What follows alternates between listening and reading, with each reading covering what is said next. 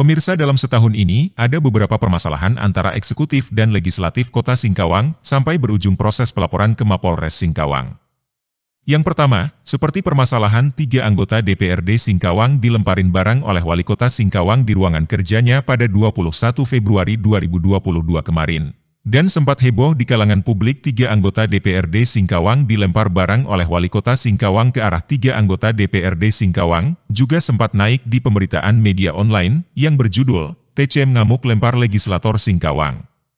Seolah-olah permasalahan itu tenggelam di telan bumi. Kedua, Wali Kota Singkawang mengatakan banci kepada salah satu fraksi. Wali Kota Singkawang mengatakan banci saat membacakan penyampaian jawaban atas pandangan akhir dari fraksi-fraksi terkait 3 raperda pada 30 September 2022 kemarin. Sempat juga heboh di kalangan publik dan politik Singkawang dan sempat juga naik di pemberitaan media online yang berjudul Kritik Dibalas Wali Kota Sebut Hanura Banci. Polemik terkait Wali Kota Singkawang mengatakan banci hanya sesaat saja, seperti tenggelam begitu saja. Beberapa hari lalu juga sempat heboh kembali terkait video banjir di Komplek Villa Permata Kaliasin, Kelurahan Sedau, Kecamatan Singkawang Selatan, pada hari Minggu 6 November 2022 kemarin.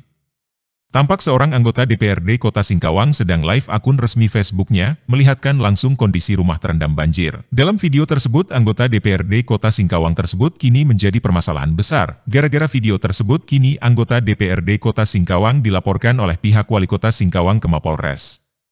Anggota DPRD Kota Singkawang merupakan terlahirnya dari partai-partai yang ada saat ini dan ketika marwah partai sudah takluk di tangan penguasa, maka dari itu masyarakat harus mengadu kepada siapa untuk menyampaikan suara mereka kepada pemerintah Kota Singkawang.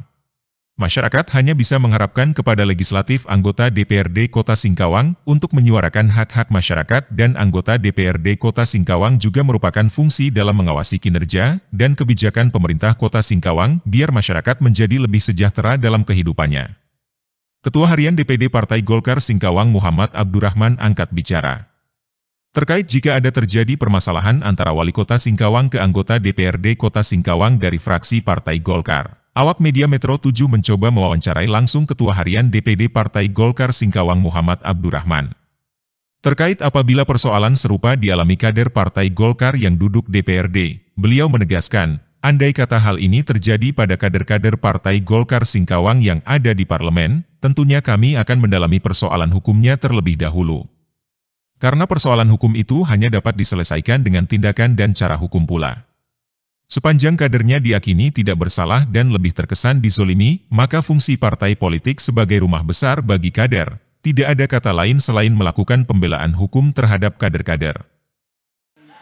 Baru-baru ini terjadi banjir kemarin, ada salah satu partai melaporkan ke Polres yang dilontarkan statement seorang anggota DPRD Kota Singkawang.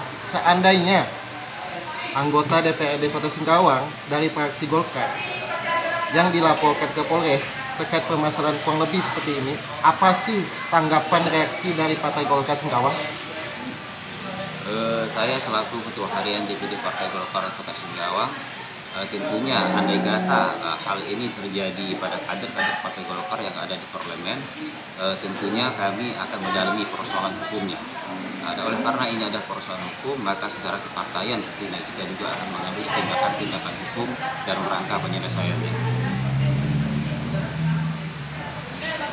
Bang, kan pernah mendengarkan perihal dewan yang terjadi dalam setahun ini, seperti anggota dewan yang dilempar dan terus juga dikatain banci, dan parahnya lagi baru ini juga dewan dilaporkan ke Polres Singkawang. Seandainya terjadi hal yang sama dari Dewan Partai Golkar Singkawang, apa sih penegasan dari Partai Golkar Singkawang dan langkah apa yang harus dilakukan Partai Golkar?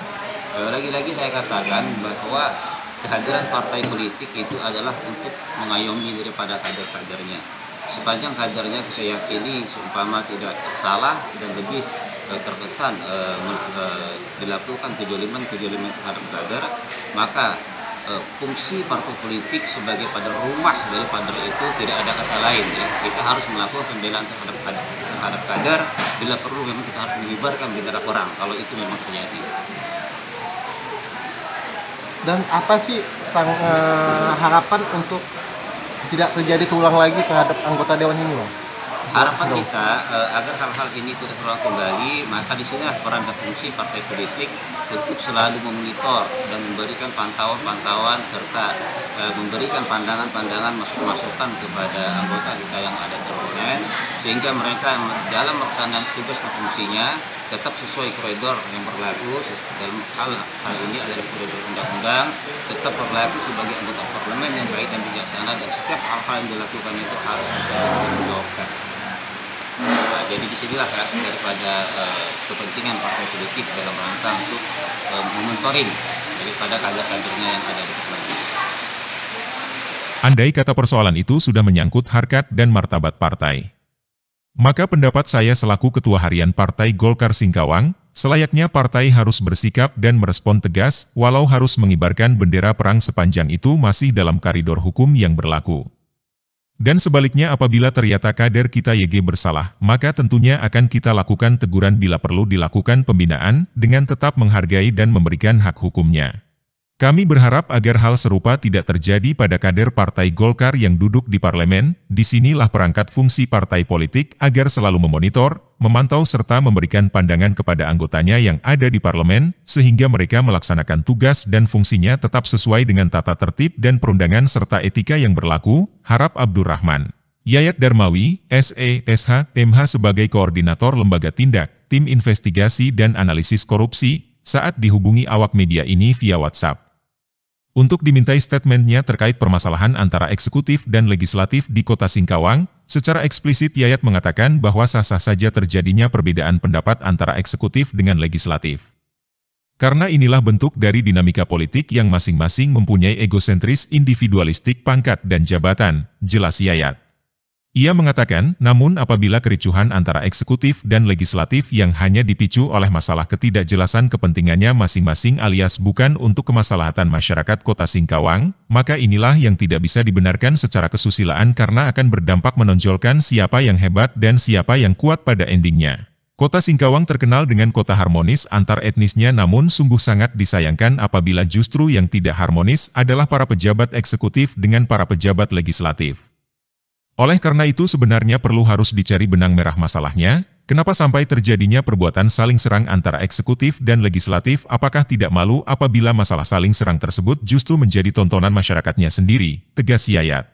Yayat Darmawi mengharapkan, untuk kedepannya para eksekutif dan para legislatif di Kota Singkawang dapat menciptakan kedamaian dan lebih mengedepankan pembangunan kota yang berbasis untuk kepentingan masyarakat secara komunal dengan sistem tata kota wisata metropolitan, tutupnya. Hamdani, Metro 7 Kota Singkawang.